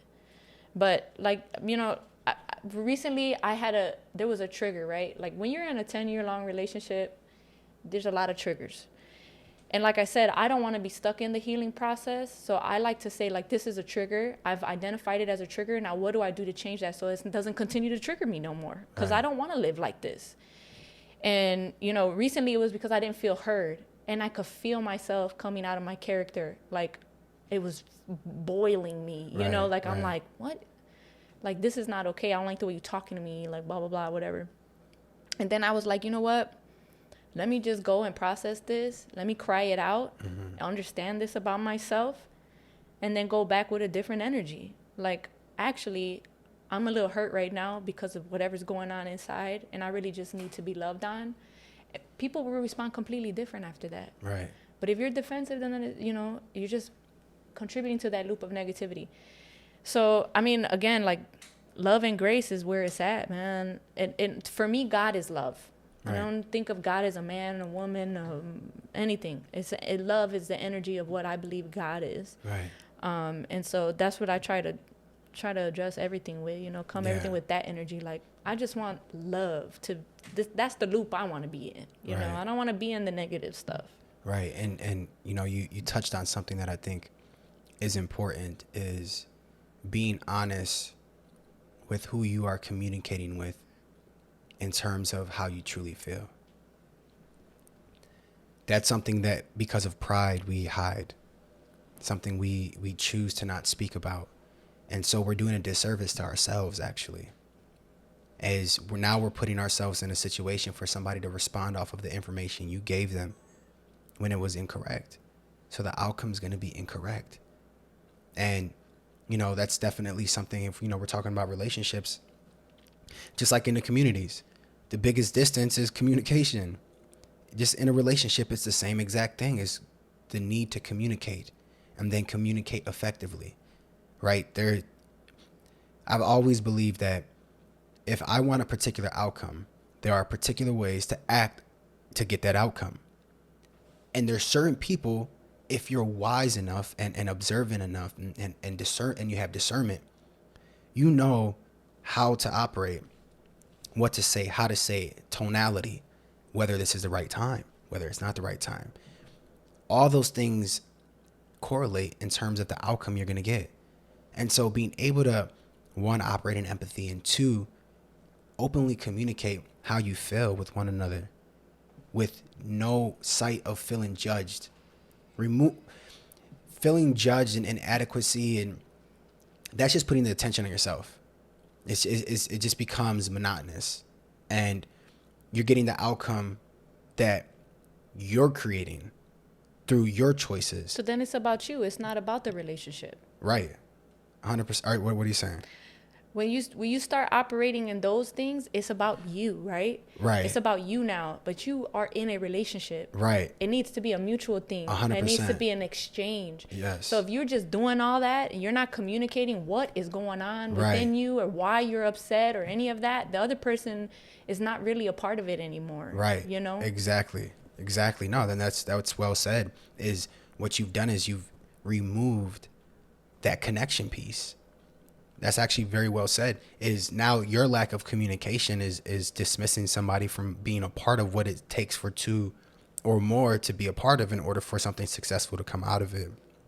So, yeah. And that's for every kind of relationship, because I think, especially in this country, especially in people of color, communities of color, we put such a weight on romantic relationships as if that's like the most important one you could have in your whole life. Right. When you become a parent, you realize, no, Right. that's not it, you know? And then it starts to put you into perspective, like, this is about all relationships. This is about how you behave with your friends, your colleagues, your employees, you know, all your kids, all of that. You have to be this way with every relationship in your life. You can't just do it, you know, and that's what the romantic part, and that's why it's so toxic, especially in communities of color, is because we don't do it anywhere else. And then we bottle all that stuff up with all those other relationships that we don't ever communicate. And we're bottling up all those emotions, and we get home, and then it all comes out. That pressure comes out to that one person who lives with you. Right. That one person who's going to love you through it all, that you know they ain't going to leave you no matter what or whatever, because you feel like that's the place you can get it out. And it's all negative stuff, though. Right. You know, because you're not communicating. You're not in a mutual relationship with all these other people, because you're letting them trigger you, and you're keeping all of that in and all of that. You know, have no communication. And that's why so many of our families don't stay together. Right. Because it's like y'all don't even talk to each other really until it's horrible. Right. You know? You're not proactive, you're reactive. If people were more proactive, life would be completely different. But we wait to have to respond to something rather than being able to know what the outcome's going to be and respond to it, so that way it is the outcome we want. And, you know, real quick, just to kind of touch on it a little bit, I think it's important because it has a lot to do with you and who you are when it comes to just faith. Right? Faith is an important thing in all of our lives. It's not even attached to a religion. It's the belief in something, even when you can't see it, or the evidence of things unseen. And what is it? How is it properly said? The evidence of things unseen and the substance of things hoped for. That's what faith is.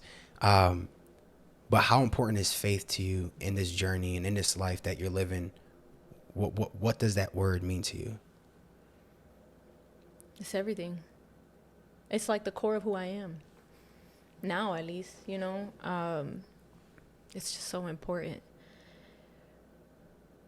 There's so much bad stuff going on. If you don't have faith, then there's no motivation, no inspiration to work towards something better. It's not to say that better just exists without anybody doing any work towards it, right? But what faith does is it provides that motivation to work towards it. Also, like, I feel like I see the good in people. Mm-hmm. And for me, that's faith too, you know, like whether they're in their worst moments or whatever, like even when I look back on that, on my past relationships, even on the really big, 10-year long one, I don't consider that man a bad man at all. Because I have grace and I have faith, you know, like I know that there are so many things that contribute to how a black man behaves. And a lot of those things the men are not in control of those things. It's just what's being fed to them, you know, but because I have faith, then I can have grace and love towards him and in any relationship. And also, like for me, faith, when I correlated directly with how I practice my faith, right? Because I'm a yogi, I do my Sundays, and I also go to church on Sundays. It's like a big deal to me. It's intentionally carving out space to practice faith. I think is something that's just so important, and so many people, especially in the younger generation, don't truly understand yet, because we're so far away, we're far removed from the church. We forget why Sunday service exists.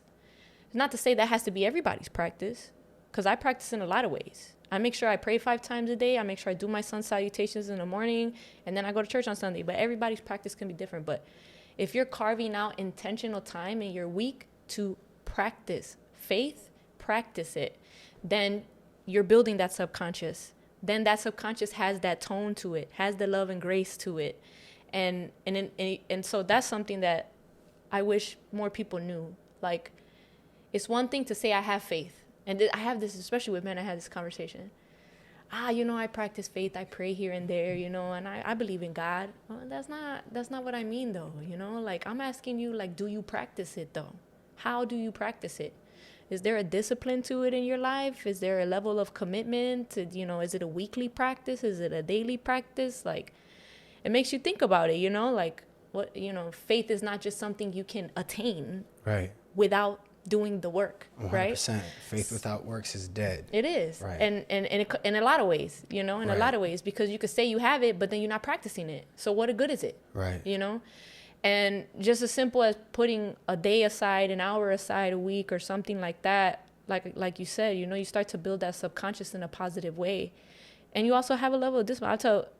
I have a platform on YouTube that's called PE, Political Education for the Revolutionary. Right? Boom. Shout out. And we do three things, right? There's a generational gap that exists in the movement for social justice. Our older generation of activists, there was like a time period after the 60s and 70s where things kind of got quiet, understandably so. COINTELPRO infiltrated the party. People got assassinated in the Nation of Islam. People were deported, and my uncle was assassinated, all these different things, right? So things got a lot of quiet in this time period. But what happened is it literally created a generational gap where we didn't talk to each other, and things were not happening, so we were not learning from each other. And so now we're faced with this situation where we're seeing with this young group of activists is that there's a lot of the same mistakes happening. Right. So what we do at Political Education for the Revolutionaries, we bring these old heads to the table and we allow them to give us a lecture, because how many times have you been asked to sit on a panel or moderated a panel? I can't tell you countless times I've sat on a panel, but the questions are directed and they get to basically create the narrative, how they do the panel. Right. With this platform, it gives these old heads, these OG activists, the space to deliver the message they believe we need. And then there's a dialogue after, right? But we start with prayer. And then we go into 10 sun salutations to get our bodies ready. And then we go into the lesson of the day, the education.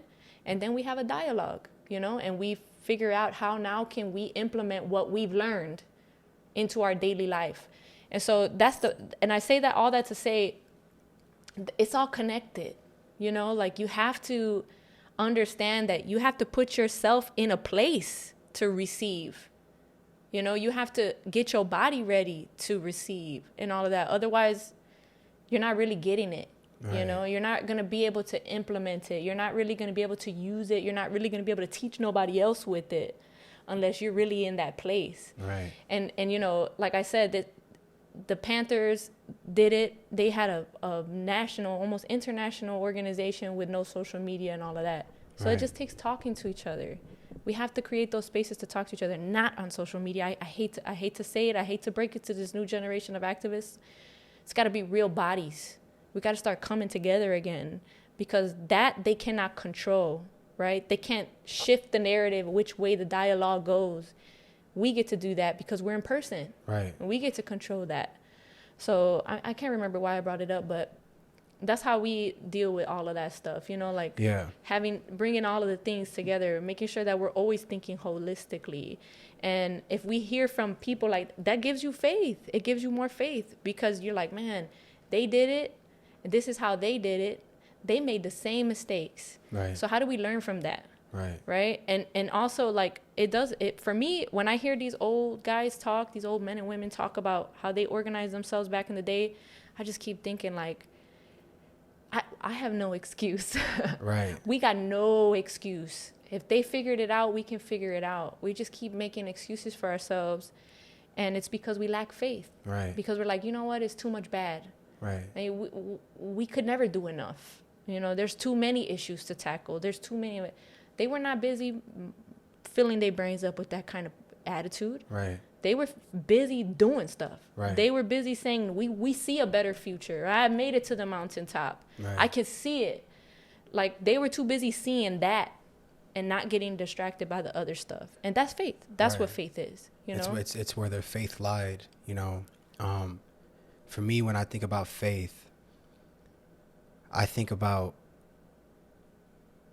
it's going to happen no matter what. It is a irreversible knowing that something is going to happen, even if it looks like everything's against it, even if it looks like I don't know how it's going to happen. The faith that I hold to keeps me grounded, knowing that it has to happen. And so for me, that's one way that I've lived my life where it's like, I just know it's got to happen, and it's going to happen. And I may not know how it's going to happen, and it may not look how I think it's going to happen, but it's going to be all right. And this is going to come to pass. And it just has to be. There is nothing in me or anything that anybody can say that can derail me from believing this thing. And that's faith to me.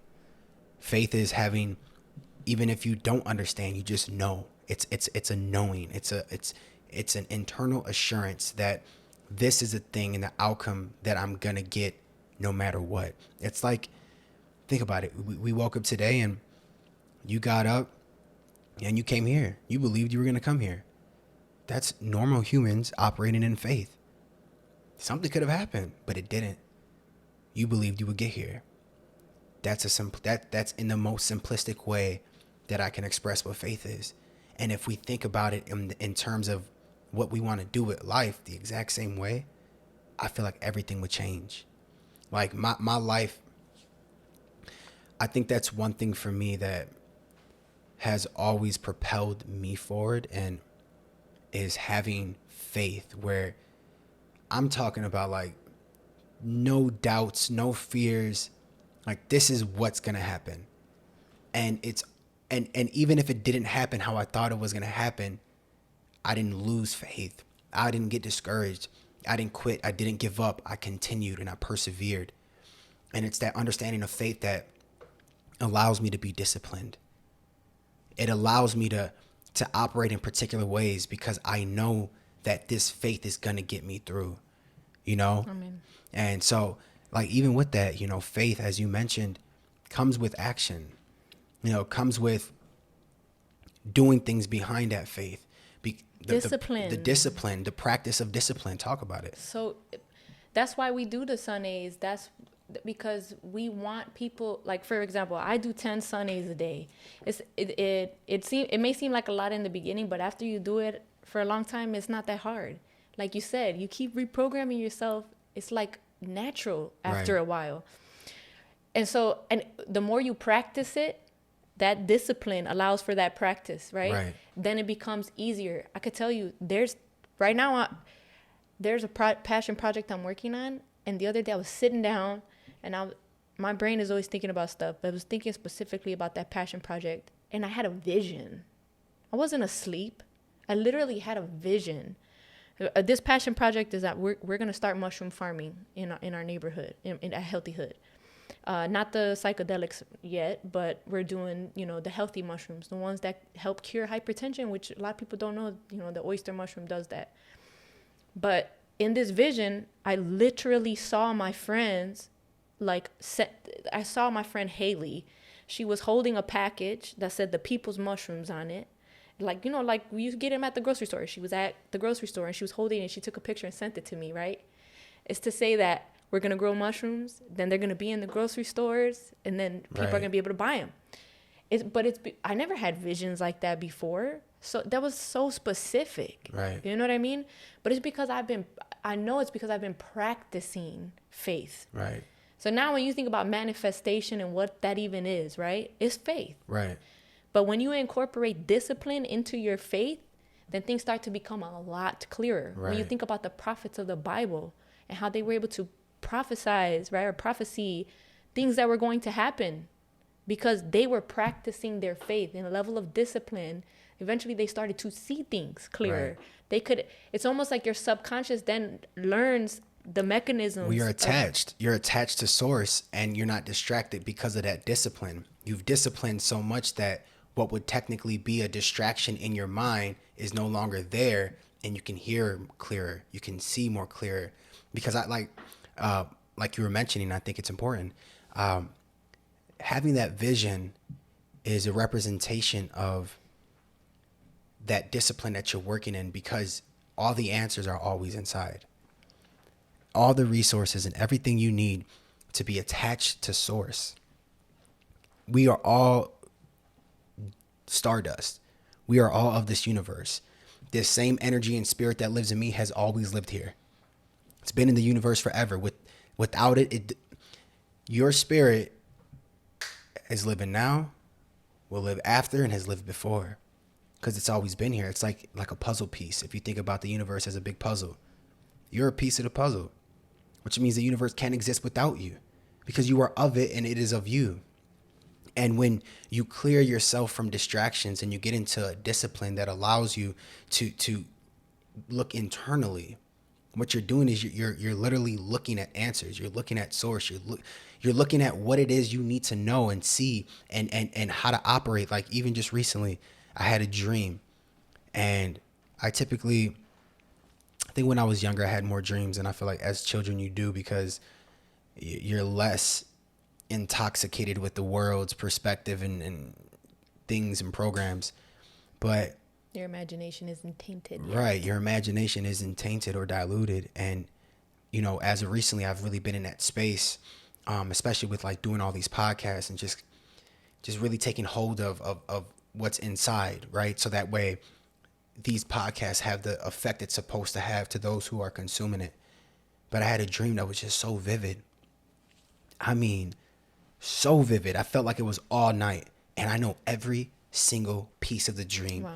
Every action. I wrote it down, and I had people who were friends that I knew. I literally wrote them the message. Like everybody got a message in it that I knew that I was close. Like it was just a beautiful thing. It was a beautiful thing where you wake up with so much joy. I was in an immense amount of joy. I just woke up like, oh my goodness. But what was spoken in there, I know was needed. It was something that couldn't come from somewhere else, but had to come in that way. And it couldn't have happened if I wasn't in a state of discipline, if I wasn't practicing my faith, if I wasn't being deliberate with what I was doing consciously. So yeah, I think that is just super important, and applying that discipline. That's something that's like a common thread with everybody that comes on the show. It's like no matter what industry, no matter what level of understanding you have, it boils back down to one of the hardest things for humans to do is be disciplined. Yeah. You know what? It's a process. Right. Because you got to, just as long as you start somewhere. If it's just one day of the week, you do the same thing that day. You consider one of the days your Sabbath. You know, it could be something easy in the beginning. You know, it could just be like every morning when I wake up, I'm going to pray, or I'm going to just tap in real quick and meditate or whatever. Just practicing discipline in any way will help you get there, you know? And like for me, especially when you're in like a negative space, your life becomes very disorganized. Right. Because your emotions are all over the place. And so then you feel like you don't have space for consistency. And consistency goes hand in hand with discipline, right? Because discipline is doing something consistently, right? So, you know, as long as you start somewhere, so you can learn that, you know, and it's purposeful, because the little bit of discipline we do learn as people of color in this country comes from like a factory based, you know, model, right? Which is that we go wake up and you clock in and you scan your ID at division class, and then you're out, and then you do whatever. That's your discipline. But there's no purpose in that. You know, that's what somebody just made you do. When you start to make yourself do stuff, it's a different kind of discipline. It's completely different. And it doesn't have the authority thing attached to it. It has purpose attached to it. And so, I mean, you're right. Discipline it's just so important. It's so important. Like, as I get older, I get more and more disciplined. I get better at it. I obviously still have, it's really hard to be organized when you're an entrepreneur, right? But it's so important. Has its challenges, for sure. It's so important. That's the game changer. The more organized you are, the more you get done, the better it gets done, the less anxiety you have. No, 100%. I mean, you know, I would consider myself an entrepreneur. I've been one for like 10 years. And my tuition was all the money I lost and all the things I had to learn and all my mistakes. And, you know, finally getting it together and seeing what being disciplined is, and seeing what being organized is, and seeing how all of those things are needed alongside your skill. And your peace. And your peace, 100%. Like being able to, man, I remember time and time again just falling in a state of anxiety because of the lack of structure and order. You need systems. Systems are important, especially as an entrepreneur. Systems are something that are always being tweaked too. And, you know, that's why writing your vision down, right? Creating a business plan, whatever your idea is, write it down, have it before you, see it. Because like it was told to me, no business plan, or a bad business plan is better than no business plan. Because you could fix a bad one, but you can't fix no plan. And being able to have a plan allows you to keep yourself accountable to something and adjust as needed. But it creates structure and order behind that. And so, yeah, just for anybody that's listening, you know, if you have an idea, if you have a passion, if you have something that you want to do, write it down. Write it down and logically think about it. And think about it in a practical way. Think about what it could be, what it should be, how that could be, where that should be. You know what I mean? Like what steps you got to take. Right. What steps you got to take. And then, all right, step one might require 3 small steps to get there. Write that down. Right. Then it's in your mind. It's in your subconscious. So everything that you say and everything that you do will be a reflection of that. That's what manifestation is, really. Right. Like I think about now, I'm doing this mushrooms thing. I keep bringing it up. And every conversation I have, I'm talking to them about the mushrooms. Right. When you see the people's mushrooms, you're going to want to buy them because you just heard me say it. And I keep saying it and I keep saying it and I keep saying it. I did that literally with everything that I've ever created. Before I even created it, I started talking about it like it was real. Right. The We Got Us. Marty was there with us that first day. We didn't have nobody there. We know what we was doing. Right. We didn't even know where the food was going to come from at first. We were just like, we know our people need food and we're going to be giving it out. Right. You know? And because I kept saying it and I that's kept faith. saying it. Yeah. And then eventually people are like, oh, we got the food. We got this. I'll volunteer. I'll do this. And it kept growing and growing and growing. I'm like, all right, now we got to make a hotline. Now we got to do this. We're going to do it. We're going to do it. We're going to do it. And then what it does is it attracts the people who have 100%. the skills to do it, because you don't Right. have it all yourself. Right. And you spoke to this earlier. Like, it's not so much about understanding yourself or like trying to create something on your own. It's saying, this is what I want to create, but I know I can't do it by myself, but this is what I can bring to the table, and I'm really good at this. Right. And if I talk to someone who's really good at that and tell them I'm really good at this, and we come together, we can make it happen, right? Right. And that's how I've been able to build so many communities, is over the common ground, Right. not over the skills. Right. Everybody has a role to play.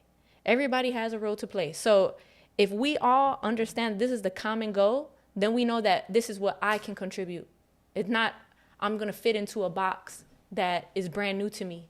It's like, how am I revolutionizing what I already do, what I'm already good at? How can I bring that to the table? Right. And I think that's really what the system teaches us, complete opposite, right? Like you said, like we don't focus on what we're passionate about, what we're really good at. We got to go to school and learn English, and we got to go to school and learn all these other things. And then we have to work within that system to get to what their definition of success is. And then we never get to tap into our passions and our skills. Right. And instead, with a revolutionary structure, it's like, nah, we want you to do what you're good at, because guess what? You're going to do it really good. Right. Exactly. Simple. Instead of making you do something that you don't want to do, that you're not good at. And now that I've been in this work for so long, I realize there's literally someone good at everything. There's someone who likes math. Right. There's someone who likes serving people food. There's someone who likes cooking. I don't like cooking, so I need to find that person. You know what I mean? Like, there's someone for everything. So why are we forcing people into these other things that they're not good at, right? Just so people could continue to contribute to this system of being fucking miserable. Right. And feeling inadequate. Like I said, it's like judging a fish's ability to climb a tree. Why? Right. Why?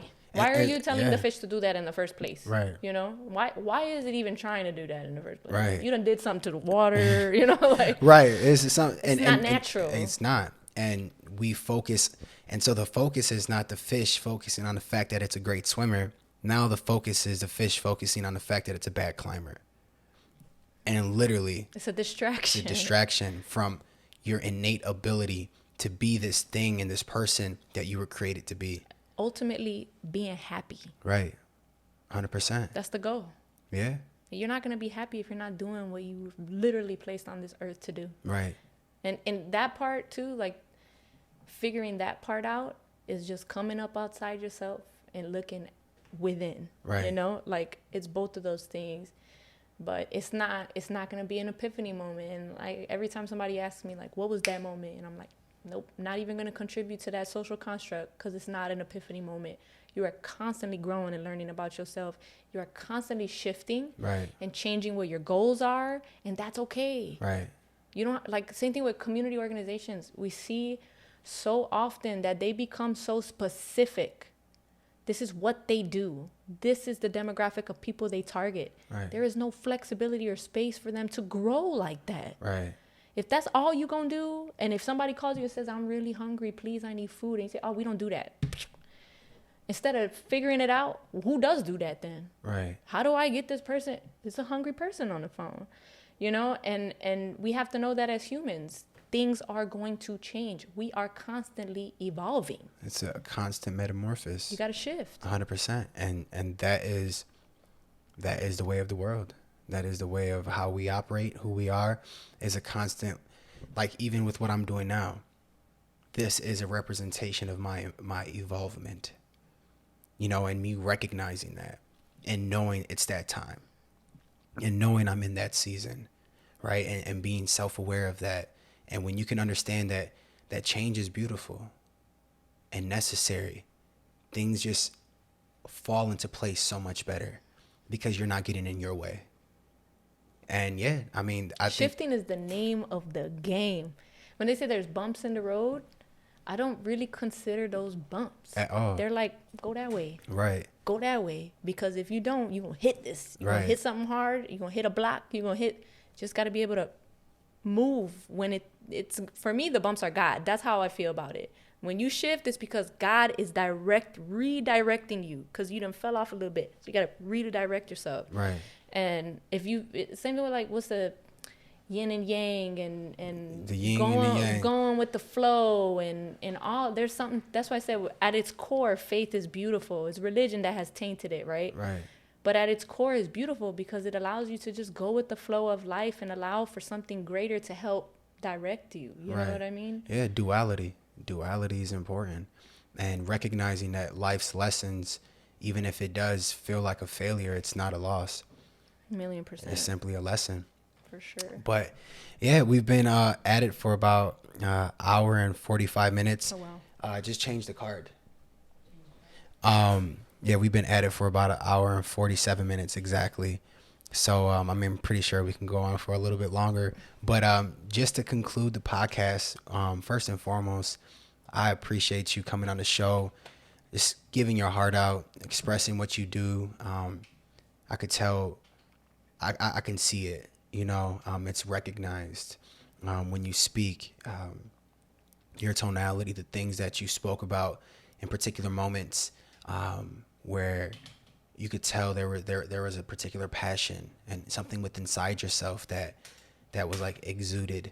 You know, you can see it in your eyes. And so I think that people who are authentic like that and really seeking to make a change, not only in their world, but those that they come in contact with, is a very selfless and important thing and beautiful thing. And, you know, if more people were like that, you know, the world would be changed a lot quicker.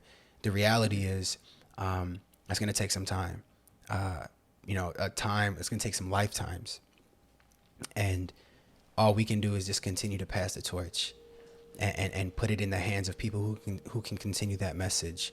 So I just want to, say thank you for, giving that message and just coming on and by good faith, and it's well respected. So, but before we do get off, if you want to tell people where they can, connect with you and where they can reach out. Yeah, for sure. So my personal IG handle is _Tanya Lozano. And then our organization is at Healthyhood Chi, CHI, like Chicago. On YouTube, we're Healthy Hood. That's also where you'll find the political education classes. There's some old ones on there that, that are super interesting if you want to go on there. The Honorable Minister Ishmael Muhammad has come on the show. We've had everyone from like the co-founders of the Brown Berets, Carlos Montes, just really cool, super, honorable OGs in the game that we're trying to learn from. And if you're looking for a program, like a holistic program of what it is to be like a socially active person, then this is a good program because you'll be able to get that education at least once a month. it comes with that discipline part with the Sundays, and it teaches us how to incorporate revolutionary mindset into our everyday life. So that's my bid, right? And I'm trying to get as many people up on the political education as I can, because according to my father, you're not a revolutionary organization without political education. So. Okay, let them know. Is this live right here? All right, perfect. Well, like I said, I appreciate you for sharing that. Everybody go ahead and follow her. If you've not yet subscribed to the channel, no? I guess we're going to do this one more time, but we're going to look at this camera. It's on? It's going? All right, perfect. Like I had mentioned, I appreciate, everybody watching. If you've not subscribed yet, make sure you do subscribe. This podcast is going to be on every streaming platform that podcasts can stream on, and also on all social platforms. So if you know anybody who can use anything that's been spoken into this podcast today, whatever gems you feel that you were able to get, anything that you picked up that we put down and you feel is profound in a way where somebody can grow from it, go ahead and share it with them. If there's anybody you feel that should come on the podcast, or any topics of discussions you would like to hear, let us know in the comments section. And until next time, you guys take care. Peace.